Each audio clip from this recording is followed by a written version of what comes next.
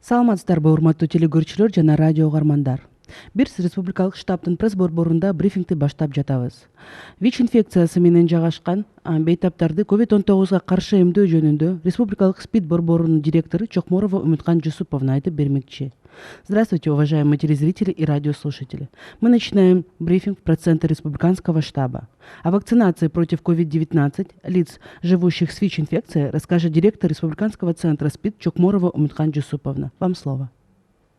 Саламатсыздар, урматтуу телекөрүүчүлөр, урматтуу радио угуучулар.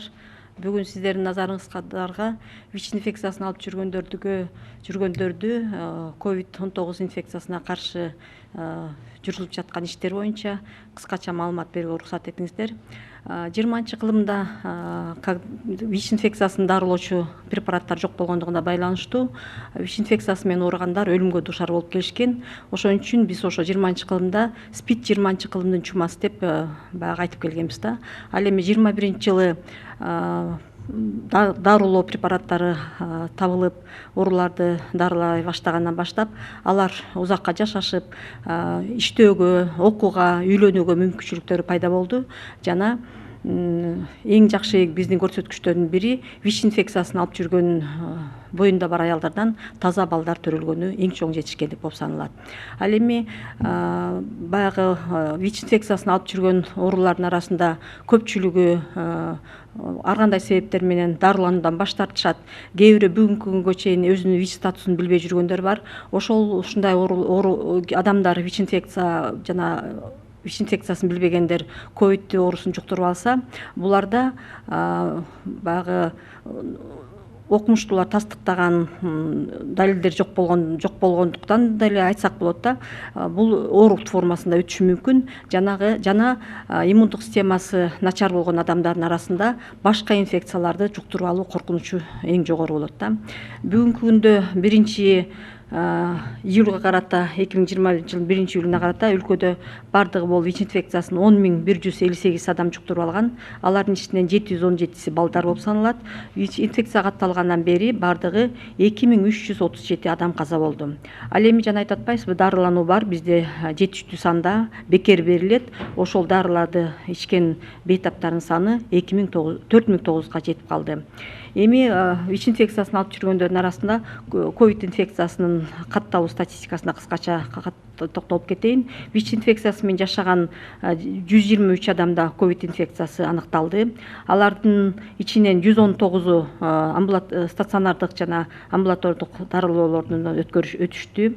60 адам ВИЧ инфекциясын алып жүргөндөр ковидке каршы эмделди.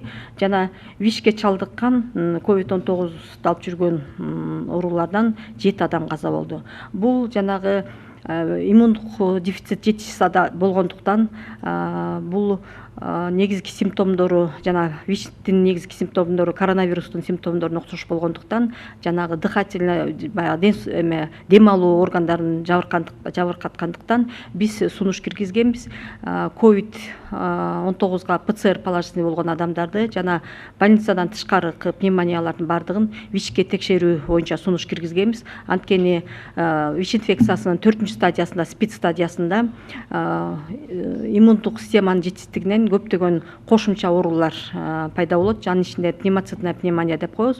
Ошол оору коронавирустун жана внебольничная пневмония деген оору менен бир окшош болот симптомдору. Ошон үчүн ВИЧке текшерүүнү сунуштаганбыз. Бүгүнкү күнү 20га жакын ВИЧ инфекциясын алып жүргөндөр аныкталды.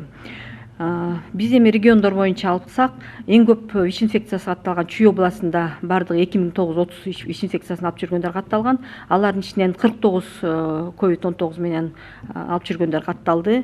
49 оорулуу амбулатордук жана стационардык лечение алышты. Ичинен каза болгондор 3 болду, эмдөө алгандары 10 болуп саналат. Ал эми Бишкек шаарында ВИЧ инфекциясын алып жүргөндөрдүн саны 2300 болуп саналат.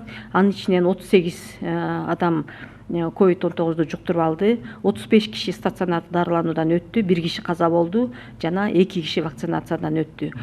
Ош областында бардыгы 2817 ВИЧ инфекциясын алып жүргөндөр катталган. Алардын ичинен 23 кишиден ВИЧ инфекциясы аныкталды.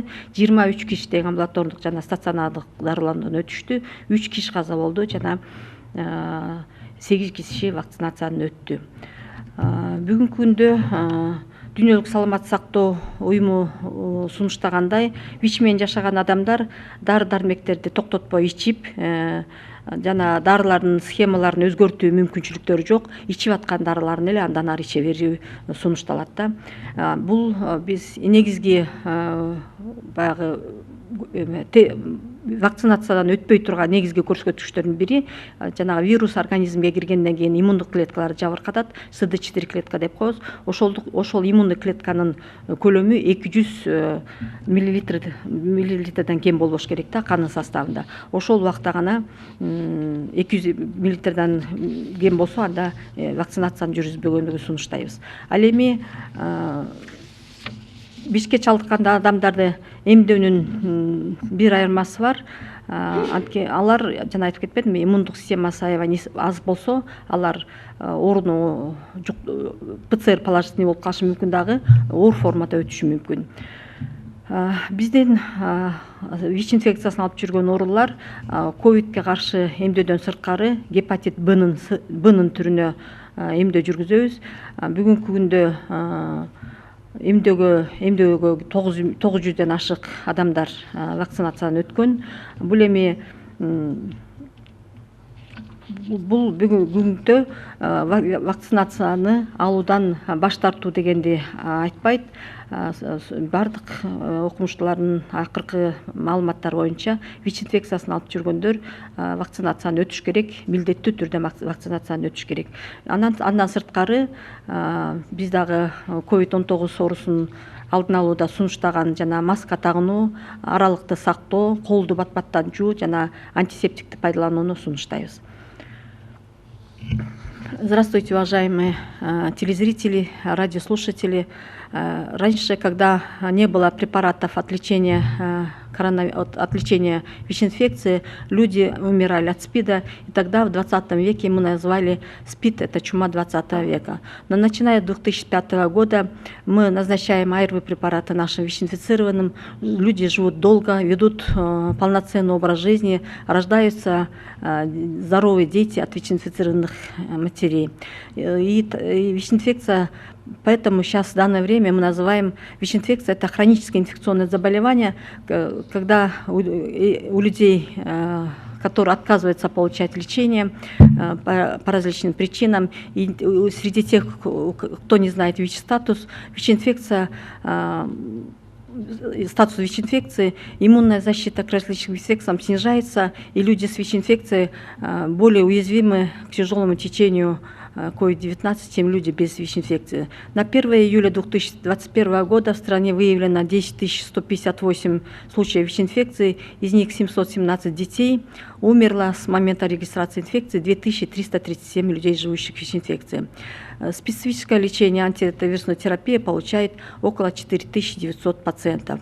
Хочу остановиться на статистику коронавирусной инфекции среди ВИЧ-инфицированных.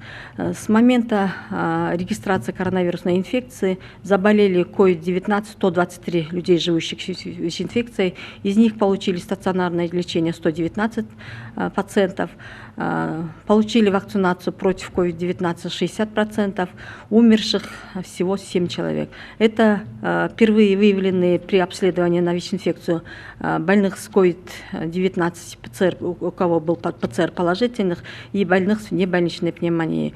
У ВИЧ-инфицированных на 4-й стадии болезни на фоне иммунодефицита появляются оппортунистские инфекции, в том числе пневмоцитная пневмония, у которых первые симптомы дыхательной недостаточности похожи симптомами небольничной пневмонии. Поэтому мы предложили обследовать всех больных, у кого ПЦР положительно на COVID-19, и больных небольничной пневмонии на ВИЧ-инфекцию. С момента регистрации выявлено около 20 больных ВИЧ-инфекцией среди коронавирусных больных. Согласно рекомендациям ВОЗ, людям необходимо, который получает антивирусные препараты, продолжать лечение и проводить специфические обследования на соответствие назначения врачей. Не нужно менять схему лечения, принимать дополнительные препараты. Хочу остановиться на статистику по областям. Чуйской области, где зарегистрировано наибольшее количество ВИЧ-инфицированных, 2930, среди них заболели коронавирусная инфекция 44 пациентов, получили стационарное лечение 44%, умерли 3 людей, живущих с ВИЧ, и вакцинацию получили 10 человек.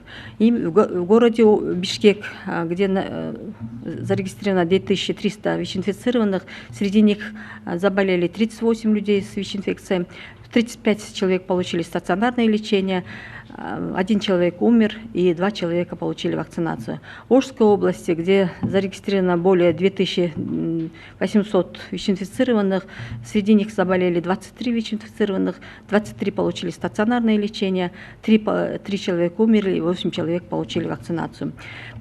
Есть международные рекомендации, где говорится, что люди с ВИЧ-инфекцией могут и должны вакцинироваться.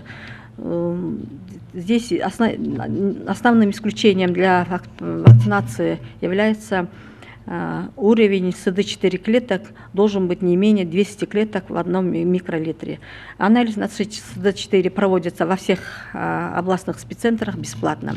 У нас проводится вакцинация, кроме COVID-19, проводится вакцинация на ВИЧ-инфицированных, вакцинация на гепатиты Б. И у нас в настоящее время около 950 человек провакцинированы против гепатита В. У нас в Кыргызстане есть возможность вакцинироваться на COVID-19 экспресс-тестом. Мы полностью обеспечили все областные спеццентры, городской спеццентр и республиканские спеццентры достаточным количеством этим экспресс-тестом. И желающие больные ВИЧ-инфекцией и контактные могут обследоваться на ВИЧ-инфекцию. Даже другие ученые, если даже не доказано, научно не доказано, все предлагают пройти вакцинацию больным ВИЧ-инфекцией. Мы рекомендуем пользоваться маской, носить маски, соблюдать дистанцию и обрабатывать руки антисептиком и часто мыть руки. Спасибо большое за внимание.